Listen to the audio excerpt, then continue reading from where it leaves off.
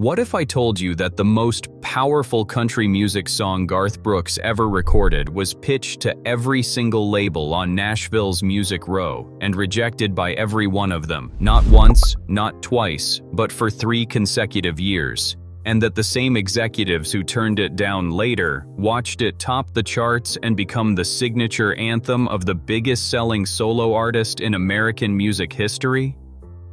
That wasn't the only song they tried to stop. Nashville tried to kill 10 of the greatest country songs of the 90s. Every single one survived anyway.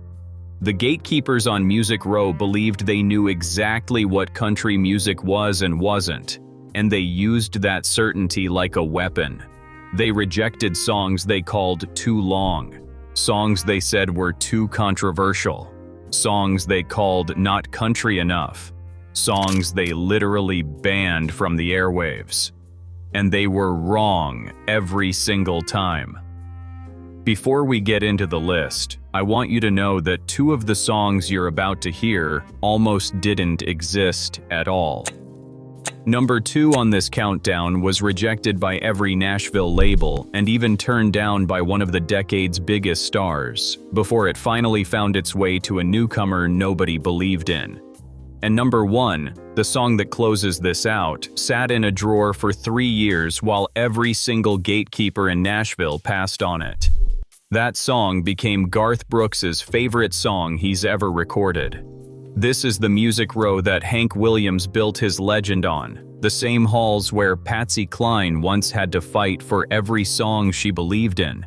And by the 90s, those same institutions had become the very walls keeping great music out. The Grand Ole Opry, the Ryman Auditorium, the whole Nashville infrastructure from the ASCAP and BMI publishing offices right down to the A&R floors of every major label, all of it convinced it knew better than the audience. It didn't. Make sure you hit that subscribe button right now, because every week on The Country Cut, we dig into the real stories behind country music's golden era, the industry secrets, the hidden battles, and the truth. Music Row never wanted you to hear. Hit subscribe and ring that notification bell. So let's get into it. Here are 10 country songs Nashville tried to kill, ranked from remarkable to absolutely unstoppable. Number 10. Friends in Low Places, the anthem the King of Country gave away. Most people know this as the record that turned Garth Brooks into a stadium act. But here's what most people miss. George Strait, the undisputed king of country, the man whose approval was the gold standard on Music Row in 1989, heard this song first. Songwriters Earl Bud Lee and Dwayne Blackwell played it for him. He passed, just like that. The King of Country heard one of the most beloved country anthems ever written and decided it wasn't worth his time. The 2 writers had already met an unknown Garth Brooks before he had a record deal, and they had asked him to cut a demo for them. He agreed, doing what he later described as his best George Strait impression on the tape. But the song then spent months struggling to find any home at all in the competitive Nashville scene of the late 80s, the same scene where Alan Jackson and Clint Black were just beginning to make their own noise, and where Brooks and Dunn were still a year away from signing their first deal.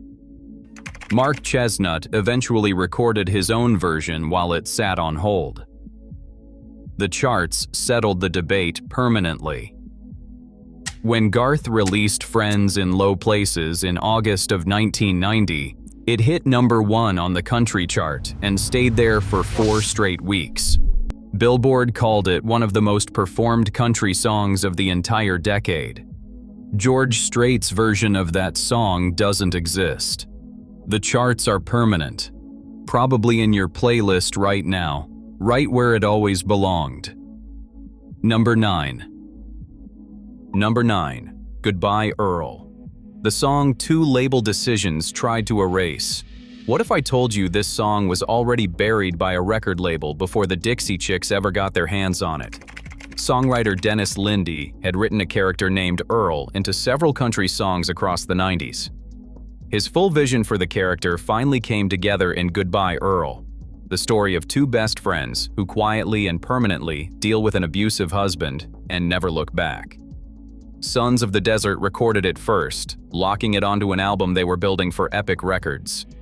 A dispute with the label killed the entire project before anyone heard it. The song sat unreleased and effectively gone. The Chicks claimed it. When Goodbye Earl hit country radio, roughly 20 of the 149 stations being tracked by Radio and Records refused to air it. Some programmers held full community meetings just to decide whether to play a country song. But here is the thing. History settled the score. The song resonated so immediately with audiences that stations which had refused were quietly reversing course within weeks. Goodbye Earl became a defining moment in Dixie Chicks history, a song still quoted, covered, and referenced more than 2 decades later. Nashville's gatekeepers called it too dark. The audience called it honest, probably already queued up somewhere in your most played list. Number 8. Number 8. Achy, Breaky Heart. The novelty gimmick that broke country wide open. Nashville's Music Row didn't hide its skepticism.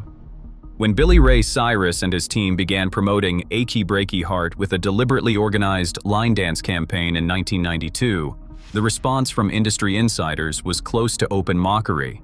They called it a gimmick. They said it wasn't real country. They said the promotional strategy was cheap and the song was beneath the genre. But here's what most people miss. The line dance promotion wasn't a desperation move. It was a calculated read that the physical communal response audiences had to this song in a room was the actual product, and that Music Row was measuring the wrong thing entirely. The gatekeepers were listening to the record. The fans were moving to it. The charts proved every skeptic permanently wrong. Achy, Breaky Heart hit number 1 on the country chart and crossed to number 4 on the Billboard Hot 100, the kind of mainstream penetration Nashville's establishment had claimed only certain kinds of country music could ever reach. It pulled country into dance clubs, television programs, and corners of pop culture it had never reached that way before. The country establishment dismissed the vehicle. The audience built a cultural moment with it, and the numbers confirmed what the honky-tonk floors already knew. Probably already echoing somewhere in the back of your mind whether you wanted it to or not. Number 7. Number 7. Wide Open Spaces. 3 albums. 1 bankrupt label. A Nashville establishment that wasn't watching. The Dixie Chicks didn't arrive in Nashville with a deal. They arrived with 3 independently released albums, a loyal Texas fan base, and 0 major label interest. For years, Music Row showed no appetite for a progressive bluegrass-influenced trio with an independent streak and an instrument lineup that didn't fit the decade's commercial formula. The label that finally bet on them, Patriot Records, went bankrupt in the mid-90s before the Chicks could build any real momentum from their early work. Gone. The band eventually secured a developmental deal with Sony Music Nashville in 1995 and was signed to Monument Records, a newly revived imprint with almost no infrastructure behind it. Nashville gave them the slot nobody else wanted. The album's first single broke the top 10 in late 1997. The 3 singles that followed, including Wide Open Spaces, all hit number 1. The album went diamond in the United States and sold 13 million copies worldwide. Nashville's established infrastructure had spent years looking the other way, while this band was quietly building one of the best-selling country albums of the decade. The gatekeepers weren't watching. The audience found them anyway. History settled the score the day that album went diamond. Probably already sitting in your collection, the record Nashville barely gave a second look. Number 6. Number 6. How Do You Like Me Now? The song Mercury Nashville rejected, and the album, and the artist. Mercury Nashville didn't just pass on the song. They rejected the entire album Toby Keith brought them. He'd built what he believed was a record with real commercial momentum, and the label's answer was to send him somewhere else. The song, which Keith had co-written with his longtime collaborator Chuck Cannon, went with him. No home and no future on anyone's release schedule. Most artists in that position would have rewritten it, softened the stance, changed the title. Keith didn't. He found a new label from scratch, DreamWorks Nashville, and brought every song with him intact. In a Billboard interview from 2005, Keith credited Mercury's rejection of both the song and the record as the event that set everything in motion. The answer to that title question became clear pretty fast. How Do You Like Me Now hit #1 on the Hot Country Songs chart and crossed to the Hot 100, reaching number 31. The kind of mainstream commercial reach the label that had just rejected the record had decided it wasn't capable of. Mercury passed on a #1 record. DreamWorks released it. The charts don't negotiate. History confirmed what Mercury couldn't see. Probably one of those songs your memory already has on instant recall. Number 5. Number 5. Any Man of Mine. The song that belonged to a woman Nashville called a disruption. Most people don't know this. Nashville's response to Shania Twain wasn't quiet skepticism. It was open resistance. Senior figures in the country establishment said on the record that she ruined country music. She was called a disruption to the genre. Her label had concerns about her videos, her image, the pop production sensibilities she brought with her husband and producer Mutt Lange, the fact that she was Canadian, and the fact that Lange came from arena rock rather than Music Row. Everything about her read as wrong to the gatekeepers. Any Man of Mine hit #1 on the Billboard country chart in 1995. It was Shania Twain's first #1 on a major label. The Woman in Me went multi-platinum. The follow-up, Come On Over, became the best-selling studio album ever released by a female artist in any genre, 40 million copies worldwide. Nashville's establishment told the world she didn't belong. The Billboard charts spent the rest of the decade telling the world something else entirely. They were measuring authenticity. The audience was measuring something different. The numbers settled that argument so completely that the gatekeepers who called her a disruption ended up watching her become the decade's defining commercial story, probably already in your all-time top 5 most played country albums.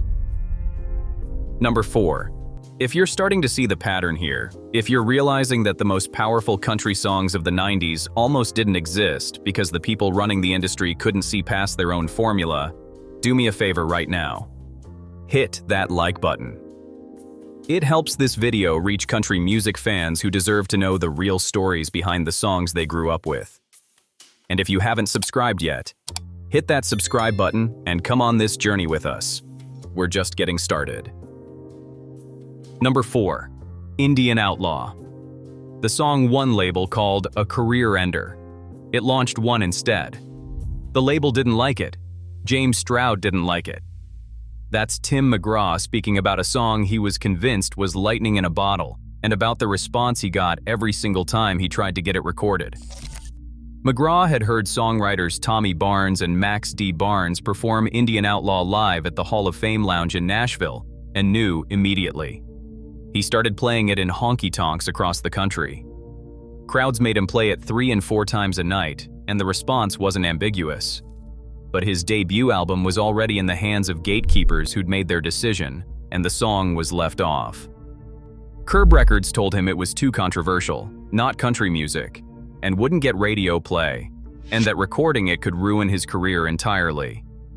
Only producer Byron Gallimore stood alongside McGraw on this one. When it came time for the second album, McGraw forced the issue. His own words. I felt like this is either going to work in a huge way, or it's going to ruin my career forever. Indian Outlaw became his first top 10 hit and went platinum.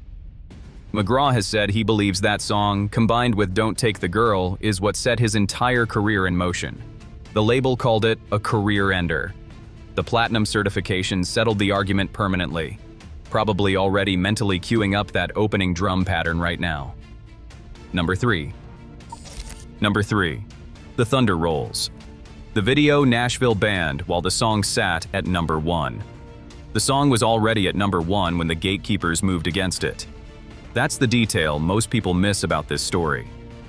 When CMT and the Nashville network banned Garth Brooks' music video for The Thunder Rolls in 1991, the record was already the biggest country single in America. The video depicted domestic violence, A wife discovering her husband's infidelity, reaching a decision, and carrying it out, told with a darkness and moral complexity that Nashville's television networks had decided audiences couldn't handle. CMT's official position was that the channel was in business to entertain, not to tackle social issues. The Nashville network agreed and moved quickly. Both networks pulled the video. Capital Nashville publicist Kathy Gurley had actually pre-screened the footage for a panel of professional women before release, and several of them believed it would raise critical awareness about domestic violence. Nashville's gatekeepers looked at the same material and reached the opposite conclusion. Brooks refused to edit a single frame. He didn't soften the ending or cut the implication from the final sequence. And the ban generated national news coverage that turned the video into one of the most discussed pieces of visual storytelling in country music history. The gatekeepers tried to contain it. The coverage amplified it instead. History confirmed what the audience had already decided when they sent it to number 1. Probably the first country music video you ever watched that made you feel something you weren't expecting. Number 2. Number 2. Strawberry Wine. Every label said no. One showcase changed everything. Here's what most people miss about this song. It wasn't Deanna Carter's song first. Songwriter Matraka Berg spent months pitching Strawberry Wine to every major Nashville label and finding nobody willing to touch it. The objections came back the same every time. The song was too long, too controversial. A young woman losing her innocence in the Tennessee summer described with emotional specificity that made Nashville uncomfortable and not catchy enough to justify a single release. Even Trisha Yearwood, one of the decade's most commercially reliable country voices, heard it and passed. And just when the song had nowhere left to go, Carter heard Berg performing it live at a Nashville showcase. She knew immediately. But here's the part that most people don't know. Carter herself had already been signed to Capitol Records back in 1991 and then dropped without a single song ever reaching the public. The label had signed her, worked with her, and let her go before anyone ever heard her voice on radio. When Strawberry Wine was finally released in 1996, Capitol described it as an unconventional first single. The Billboard Country chart called it number 1. It stayed there for 2 weeks. The CMA Awards called it Single of the Year for 1997. The album went 5 times platinum. Every label that had passed on that song watched it win the most prestigious single award in country music. 25 years on, people still reach for the volume when it comes on. Probably sitting right at the top of your most played 90s country ballads, and it always has been. Number 1. Number 1. The Dance. 3 years. Every label. One song that changed everything. What if I told you the most beloved song Garth Brooks ever recorded, the song he still names as his favorite he has ever put his name to, spent 3 consecutive years being rejected by every single artist and every single label on Nashville's Music Row? Songwriter Tony Arata wrote The Dance as only the second song he had ever crafted after arriving in Nashville. He and his publisher Don Tolle pitched it everywhere, from the major label offices on Music Row to the smaller independent publishers operating in the shadow of the Grand Ole Opry. Every door that opened closed again. The A&R feedback was almost identical every time. They kind of liked it, but they were not sure what it was about. It did not follow format. It had no bridge. It refused to resolve into the comfort a country ballad was supposed to deliver. Too sparse, too open, too something none of them could name. 3 years. And then, an unknown Garth Brooks heard Tony Arata perform The Dance at Nashville's Bluebird Cafe and told him right there, if he ever got a record deal, he was going to cut that song. He kept that promise. He recorded it for his debut album, and Capitol Nashville still would not release it as a single. 3 other singles went out first. Capitol president Jimmy Bowen only changed course after attending a live Garth Brooks show and watching in person what happened to an audience when The Dance played. He saw it with his own eyes. The Dance was released as the 4th and final single in April 1990. It hit number 1. It won Garth the CMA Single of the Year. History settled every debate those labels had refused to have. Every gatekeeper who passed on that song spent the rest of the decade watching Garth Brooks become the best-selling solo artist in American music history, and the dance remained the song at the center of all of it. Probably already there in your memory right now, fully formed, every single word. That's what the gatekeepers tried to stop. If you made it all the way to the end of this countdown, you just heard something important. These weren't obscure songs that slipped through the cracks. They were the songs that defined the decade, and every one of them had to fight its way past the people who were supposed to be in charge of what country music was allowed to be. The gatekeepers on Nashville's Music Row thought they knew exactly what the audience wanted. They were wrong about the dance. They were wrong about Strawberry Wine. They were wrong about a young Tim McGraw playing a song he couldn't get off his debut album in honky-tonks across the country until the crowds in those rooms told him otherwise. They were wrong about all 10 of them. Smash that like button if this video changed the way you think about the 90s. Drop a comment below and tell me which one surprised you the most. Are you Team The Dance? 3 years of rejection for the song Garth calls his all-time favorite. Team Strawberry Wine. Every label in Nashville said no before Deanna Carter said yes. Or Team Indian Outlaw, the song the label called a career ender that turned out to be the moment Tim McGraw's career actually started. I read every single comment, and I love hearing from you. And if you haven't subscribed to the Country Cut yet, what are you waiting for? Hit that subscribe button and ring that notification bell so you never miss a video. Every week we dig into the real stories behind country music's golden era. The battles, the secrets, and the truth. Music Row tried to keep quiet. I'd love to have you on this journey with us. Remember, sometimes the most powerful song in the room is the one everybody in the building told you to throw away. Sometimes the gatekeepers are the last ones in the room who know it.